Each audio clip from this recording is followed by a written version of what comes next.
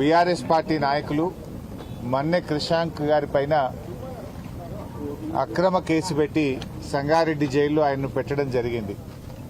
క్రిషాంక్ గారితో పాటు మరొక 7 బీఆర్ఎస్ కార్యకర్తల పైన ఈ కాంగ్రెస్ ప్రభుత్వం అక్రమ కేసులు పెట్టి వారిని సంగారెడ్డి జైల్లో పెడితే మా నాయకులను కలవడానికి స్థానిక శాసనసభ్యులు చింత ప్రభాకర్ గారు, మా జహీరాబాద్ శాసనసభ్యులు మాణిక్రావు గారు, తమ్ముడు ఎర్రల శ్రీనివాస్ గారు, పార్టీ సీనియర్ నాయకులు అందరం కలిసి ఈరోజు వారిని పరామర్శించడం జరిగింది.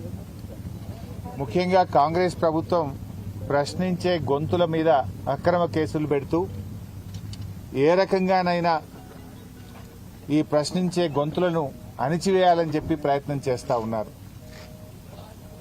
కాంగ్రెస్ ప్రభుత్వ తీరు చూస్తూ ఉంటే రాష్ట్ర అభివృద్ధి పట్ల గాని, ప్రజల పట్ల గాని, రైతుల పట్ల వీళ్ళకు బాధ్యత లేదు. ప్రభుత్వ అక్రమాలను, ప్రభుత్వం చేస్తున్న అన్యాయాలను, ప్రభుత్వ వైఫల్యాలను, ప్రభుత్వం చెప్పిన మేనిఫెస్టో అమలు తీరును ప్రశ్నించే గొంతుల మీద కేసు పెడుతూ మమ్మల్ని మీరు అడుగుతారా అనేటువంటి అహంకారపూరిత రాచరిక ధోరణిని ఇవాళ కాంగ్రెస్ ప్రభుత్వం అవలంబిస్తా ఉంది. ఆనాడేమో 6 గ్యారంటీలతో పాటు 7వ గ్యారంటీ ప్రశ్నించే హక్కును కల్పిస్తాము అన్నారు.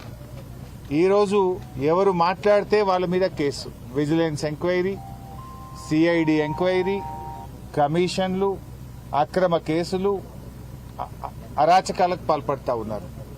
ఇవాళ క్రిషాంక్ గారి మీద పెట్టిన కేసు, క్రిషాంక్ గారు పోలీస్ స్టేషన్లో కంప్లైంట్ ఇచ్చినాడు. ఆయన మా నాయకులు కేసీఆర్ గారి మీద, మా పార్టీ నాయకులు కేటీఆర్ గారి మీద, మా పార్టీ నాయకుల మీద ఫేక్ పోస్టులు పెడతా ఉన్నారు, తప్పుడు వార్తల్ని ప్రచారం చేస్తా ఉన్నారు అని ఎవరైతే ఆ వార్తలు ప్రచారం చేశారో, ఎవరైతే తన మొబైల్ నుంచి ఈ పోస్టులు చేశాడో ఆ మొబైల్ ఫోన్ తీసుకెళ్లి పోలీస్ స్టేషన్లో ఇచ్చాడు.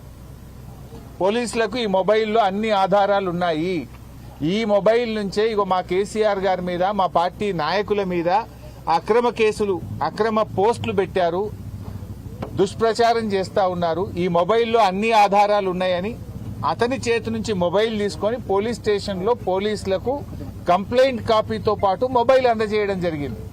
ఇప్పుడు ఎవరి మీద కేసు బుక్ చేయాలి? ఎవరైతే బీఆర్ఎస్ నాయకుల మీద ఫేక్ పోస్టులు పెట్టినారో, తప్పుడు పోస్టింగ్లు పెట్టి తప్పుడు వార్తలు రాసినారో వాళ్ళ మీద కేసు పెట్టలే. కంప్లైంట్ ఇచ్చిన క్రిషాంక్ మీద, క్రిషాంక్తో ఉండే కార్యకర్తల మీద కేసులు పెట్టి వాళ్ళని ఎలా జైల్లో నిర్బంధించారు. ఇది ఎట్లుందంటే దొంగతనం చేసిన వాడిని విడిచిపెట్టి అరే తప్పు చేసిండు అని పోలీసుల దగ్గరికి వెళ్తే నిన్నే లోపల పెట్టినట్టున్నది. అంటే పోలీస్ స్టేషన్లో కంప్లైంట్ ఫిర్యాదు చేయడానికి వెళ్లిన వాళ్ళ మీదనే కేసు పెట్టి జైల్లో పెడుతుంది ఈ కాంగ్రెస్ ప్రభుత్వం. వాళ్ళకేం చేసిండ్రు? నోటీస్ ఇచ్చి ఇంటికి పంపించారు. ఎవడైతే ఫేక్ పోస్టులు పెట్టిండో, ఎవడైతే బీఆర్ఎస్ నాయకుల మీద, తెలంగాణ తొలి ముఖ్యమంత్రి, తెలంగాణ సాధకులు కేసీఆర్ గారి మీద కేసు పెడితే, తప్పుడు పోస్టులు పెడితే వాళ్ళకు నోటీస్ ఇచ్చి పంపుతారు. మా పార్టీ నాయకుడి మీద, మాజీ ముఖ్యమంత్రి మీద దొంగ పోస్టులు పెట్టిండ్రు, తప్పుడు ప్రచారం చేస్తున్నారని కంప్లైంట్ ఇచ్చిన వాళ్ళనేమో జైల్లో పెడుతున్నారు. ఇది ఎక్కడి పాలన అని అడుగుతా ఉన్నా. ఇది ప్రజాస్వామ్యమా అని నేను అడుగుతా ఉన్నా రేవంత్ రెడ్డిని. నువ్వే హోంమంత్రివి, నువ్వే ముఖ్యమంత్రివి, ఇది ఏం పద్ధతి అని అడుగుతా ఉన్నా. ఇవాళ వాళ్లకు ఆయన మీద 308 సెక్షన్ పెట్టిండ్రు, నాన్ బెయిలబుల్ సెక్షన్ పెట్టిండ్రు. మెజిస్ట్రేటే అడిగింది, ఫోన్ తీసుకుంటే ఎవడన్నా నాన్ బెయిలబుల్ సెక్షన్ పెడతారా? ఫోన్ తీసుకుపోయి పోలీసులకే ఇచ్చిండు కదా, ఇలా ఆధారాలు ఉన్నాయి చూసుకోండి అని. ఆయన మీద నాన్ బెయిలబుల్ ఎట్లా పెడతారని మెజిస్ట్రేట్ గారే 308 సెక్షన్ కొట్టేసింది. మెజిస్ట్రేట్ కొట్టేస్తే మిగతా సెక్షన్లు ఏంటి? అన్ని below 7 years bailable sections. Below 7 years దాంట్లో అరెస్ట్ చేయరు, స్టేషన్ బెయిల్ ఇవ్వాలి. బిలో 7 years ఉంటే ఈయన మీద 22 కేసులు ఉన్నాయి, ఈయన హ్యాబిచువల్ అఫెండరు, ఇతన్ని జైలుకు పంపాల్సిందే అని చెప్పి తప్పుడు కేసులు అన్ని కూడా చూపించి ఇవాళ క్రిషాంక్ గారిని జైల్లో పెట్టడం జరిగింది. క్రిషాంక్ గారి మీద ఉన్న కేసులేంది? క్రిషాంక్ ఏమన్నా మర్డర్ చేసిండా, రేప్ చేసిండా, టెర్రరిస్టా, ఏమన్నా క్రిషాంక్ ఏమన్నా తప్పుడు చేసిండా? క్రిషాంక్ ని ప్రభుత్వ అరాచకాల్ని ప్రశ్నించిండు. అంగన్వాడీ టీచర్లకు ఇచ్చిన మొబైల్ ఫోన్లలో అవినీతి జరిగింది అంటే క్రిషాంక్ మీద కేసు. 10వ తరగతి పరీక్ష పత్రాలు లీక్ అయినాయి అని ప్రశ్నిస్తే క్రిషాంక్ మీద కేసు. కంచె గచ్చిబౌలి భూములు అమ్ముతున్నారు, అక్కడ మూగ జీవాలన్నీ చచ్చిపోతున్నాయి, చెట్లు కొట్టేస్తున్నారు. ఇది అన్యాయం అంటే సోమ్ డిస్టిలరీ అనేది బ్యాన్ చేసిండ్రు. సోమ్ డిస్టిలరీ మందు దాగి చాలా మంది చనిపోయిండ్రు. ఆ సోమ్ డిస్టిలరీని తెలంగాణలో ఎట్లా తెస్తారు అని అడిగితే క్రిషాంక్ మీద కేసు. అదేవిధంగా మిస్ వరల్డ్ పోటీల్లో మిస్ ఇంగ్లాండ్ పట్ల కాంగ్రెస్ నాయకులు దుర్మార్గంగా వ్యవహరించారు. మన దేశ పరువు పోయింది, రాష్ట్ర పరువు పోయింది. దాని మీద విచారణ జరపాలి అంటే విచారణ జరపరు గాని ప్రశ్నించినందుకు క్రిషాంక్ మీద కేసు. అదేవిధంగా ఒక ఆయన అనుముల మహానందరెడ్డి ఒక కేసులో ఇన్వాల్వ్ అయినాడు. ఆ కేసులో అందరిని అరెస్ట్ చేసిండ్రు. అనుముల మహానందరెడ్డిని ఎందుకు అరెస్ట్ చేయరు? ఆయన ఇంటి పేరు అనుముల ఉన్నందుకే ఆయన విడిచిపెడతారా? ఆయనను ఎందుకు అరెస్ట్ చేయరు అని అడిగితే పిసిసి అధ్యక్షుడు మహేష్ కుమార్ గౌడే పోలీస్ స్టేషన్లో కేసు ఇస్తాడు, క్రిషాంక్ మీద కేసు పెడతారు. అంటే అడగడమే నేరమా? ప్రశ్నించే హక్కు భారత రాజ్యాంగం ఈ పౌరులకు ఇవ్వలేదా? ఇట్లా ఉస్మానియా యూనివర్సిటీలో ఫేక్ సర్క్యులర్ ను రేవంత్ రెడ్డి ఆయన పోస్ట్ చేస్తే ఇది ఫేక్ సర్క్యులర్ అని ప్రశ్నిస్తే క్రిషాంక్ మీద కేసు. ఇట్లా క్రిషాంక్ మీద పెట్టిన కేసులేంటి?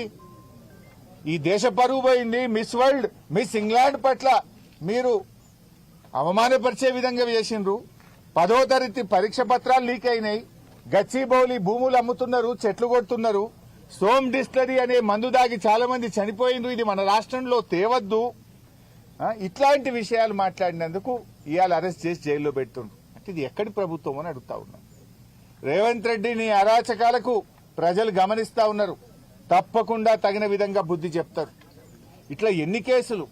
మెదక్లో మా పార్టీ నాయకుల మీద కేసులు, సంగారెడ్డిలో మా నాయకుల మీద కేసులు, రాష్ట్ర వ్యాప్తంగా లగచర్లలో చూశాం.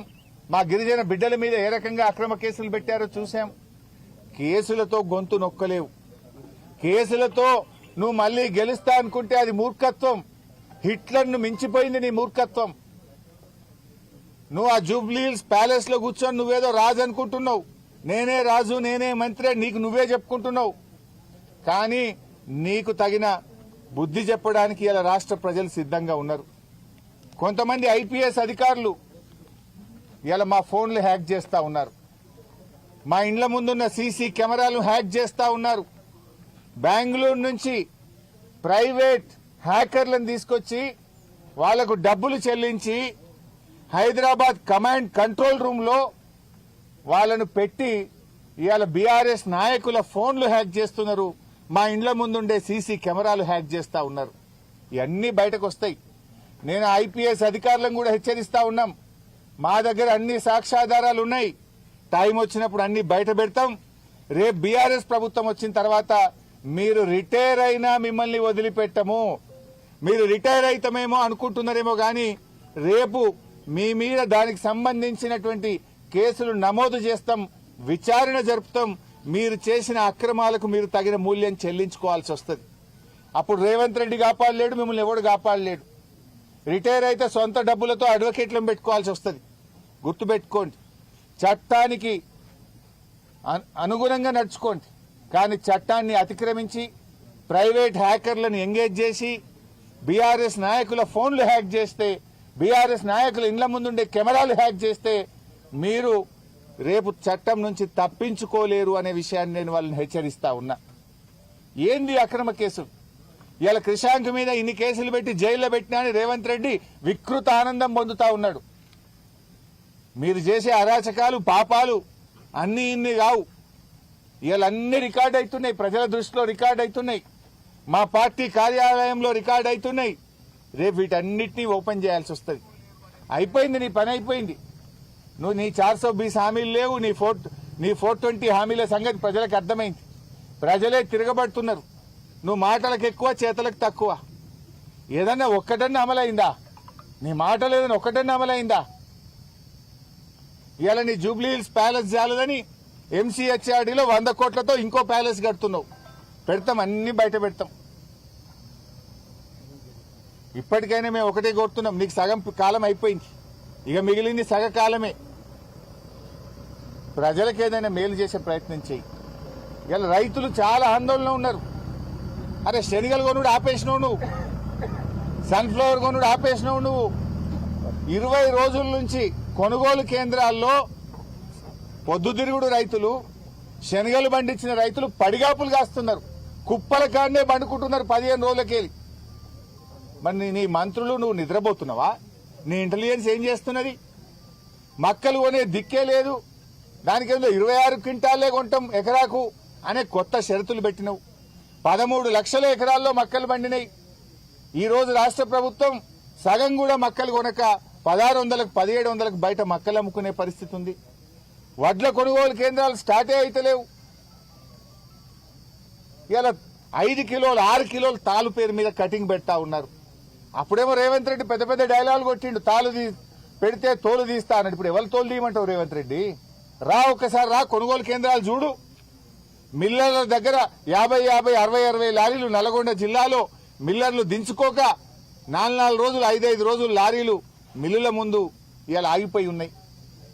10 రోజులు కొనుగోలు కేంద్రాల్లో గన్నీ బ్యాగులు లేక, ఫ్యాన్లు లేక, ప్యాడీ క్లీనర్లు లేక, కొనే దిక్కు లేక రోజుల తరబడి ఎండలో రైతులు మాడిపోతా ఉన్నారు. తరుగు పెడుతుంటే పట్టించుకునే దిక్కే లేదు నీ ప్రభుత్వంలో. ఏ జిల్లాలో పోయినా ఇలా 4 కిలోలు 5 కిలోలు తరుగు పెడతా ఉన్నారు. వెంటనే నేను ప్రభుత్వాన్ని డిమాండ్ చేస్తున్నా, ఇలా బహిరంగ లేఖ కూడా రాస్తున్నా. నీ రైతు డిక్లరేషన్ బోగస్. అరే నువ్వు శనగలు కొనే తెలివి లేదు నీకు, మక్కలు కొనే తెలివి లేదు, సన్ఫ్లవర్ కొనడం ఆపేసి 20 రోజులు అయిపోయింది. వడ్లు కొనే తెలివి లేదు. జొన్నలు అయితే ఇదివరకు కొనుగోలు కేంద్రాలే స్టార్ట్ చేయలేదు. జైరాబాద్ లో, నారాయణ ఖేడ్లో, జూక్కల్లో, కామారెడ్డిలో, ఆదిలాబాద్ లో జొన్నలు పండిన రైతులు ఇవాళ సంగారెడ్డిలో చాలా ఇబ్బంది పడుతున్నారు. జొన్నలు పండిన రైతులు కొంటవా కొనవా జొన్నలు? ఏంది అసలు? రైతులకు ఒక క్లారిటీ నువ్వు. ఇప్పుడు సన్ఫ్లవర్ శనగలు ఆపేసి 20 రోజులు 20 రోజుల నుంచి వాళ్ళు మార్కెట్లే ఉన్నారు రైతులు. పాపం జొన్న రైతులు నువ్వు కొంటవా కొనవా అయోమయ పరిస్థితుల్లో ఉన్నారు. సన్న వడ్లకు బోనస్ ఇస్తా అన్నావు, యాసంగిల బోనస్ ఇస్తావా ఎగబెడతావా? ఇయ్యకపోతే తప్పైందని చెంపలేసుకో, క్షమాపణ చెప్పు. బోనస్ ఇస్తావా ఇయ్యవా ఏదో ఒక సంగతి చెప్పు. పోయిన యాసంగి 1560 కోట్ల బోనస్ ఎగ్గొట్టినవు. మరి ఈ యాసంగిలో కూడా బోనస్ ఇస్తావా ఇయ్యవా? ఏ సంగతి చెప్పవేంది నువ్వు? ఎంతసేపు కేసులు నిన్ను అడిగిన వాళ్ళ మీద కేసులు పెట్టుడు, జైల్లో పెట్టుడు, ఇదే సరిపోద్దా? రైతులు ఎండలు మారిపోతుంటే పట్టించుకునే తెలియలేదని ప్రభుత్వానికి? రైతుల కష్టాలు నీ ప్రభుత్వానికి పట్టవా? వేల లక్షల మంది రైతులు ఇవాళ మార్కెట్ యార్డ్లలో గోసపడతా ఉంటే నీ మంత్రి పోడు, నువ్వు పోవు, నీ అధికారులు పోరు. మీరేమో ఏసీలలో జూబ్లీ హిల్స్ ప్యాలెస్ లో కూర్చుంటే ఎండల రైతులు మాడిపోతున్న పరిస్థితి ఉన్నది. ఇప్పటికైనా ఈ అక్రమ కేసులు బంద్ చేయి, రైతుల గురించి పట్టించుకో, ప్రజా సమస్యల గురించి పట్టించుకో, నీ 420 హామీల అమలు గురించి పట్టించుకో, నీ 6 గ్యారంటీల గురించి పట్టించుకుని నిజమైన పాలన అందించే ప్రయత్నం చేయి. నువ్వు మళ్ళా గెలిచేది లేదు. ఈ మిగిలిన 2.5 ఏళ్లైనా మంచిగా పనిచేయి, ప్రజలకు ఇచ్చిన హామీలు అమలు చేయమని చెప్పి డిమాండ్ చేస్తూ క్రిషాంక్ గారి మీద పెట్టిన అక్రమ కేసులు ఎత్తివేయాలని, మళ్లీ పీటీ వారెంట్లు వేసి మళ్ళీ అరెస్ట్ చేసి ఇంకా ఎక్కువ రోజులు జైల్లో పెట్టాలనే వికృత చర్యలకు దిగొద్దని కూడా నేను హెచ్చరిస్తా ఉన్నా. అన్ని బెయిలబుల్ సెక్షన్సే. పీటీ వారెంట్ వేసి బెయిల్ రాగానే ఇంకో పీటీ వారెంట్ తేవాలి, మళ్ళీ జైల్లో పెట్టాలి, ఇంకా కొన్ని రోజులు జైల్లో పెట్టాలి. ఏం సాధిస్తావు జైల్లో పెట్టి? దేనికోసం అంటే బయటకు వస్తే మళ్లీ నిన్ను ప్రశ్నిస్తాడు, బయటకు వస్తే క్రిషాంక్ నిన్ను మళ్లీ అడుగుతాడని భయపడుతున్నావా? అడుగుతూనే ఉంటాం. ఇవాళ తెలంగాణ బీఆర్ఎస్ కార్యకర్తలు నిన్ను ప్రశ్నిస్తూనే ఉంటాయి. నువ్వు ఎన్ని కేసులు పెట్టినా, ఎన్ని విచారణలు జరిపినా, ఎంతమందిని జైల్లో పెట్టినా మా పోరాటం ఆగదు. మా పోరాటం రైతుల పక్షాన, మా పోరాటం మహిళల పక్షాన, మా పోరాటం విద్యార్థుల పక్షాన, మా పోరాటం 4 కోట్ల ప్రజల పక్షాన, అన్యాయానికి అణిచివేతకు గురవుతున్న తెలంగాణ ప్రజల పక్షాన బీఆర్ఎస్ ప్రశ్నిస్తూనే ఉంటుంది, పోరాడుతూనే ఉంటుంది. ప్రజల కోసం పుట్టిన పార్టీ మాది. మీలాగా కమిషన్ల కోసమో, దందాల కోసమో, అబద్దాలు చెప్పి అధికారంలోకి వచ్చే పార్టీ కాదు మాది. ప్రజల్లో నుంచి వచ్చింది కనుక ప్రజల పక్షాన నీ అక్రమాల మీద, నీ అన్యాయాల మీద, రైతు కష్టాల మీద, నీ హామీల మీద నిన్ను అడుగడుగునా ప్రశ్నిస్తూనే ఉంటాం.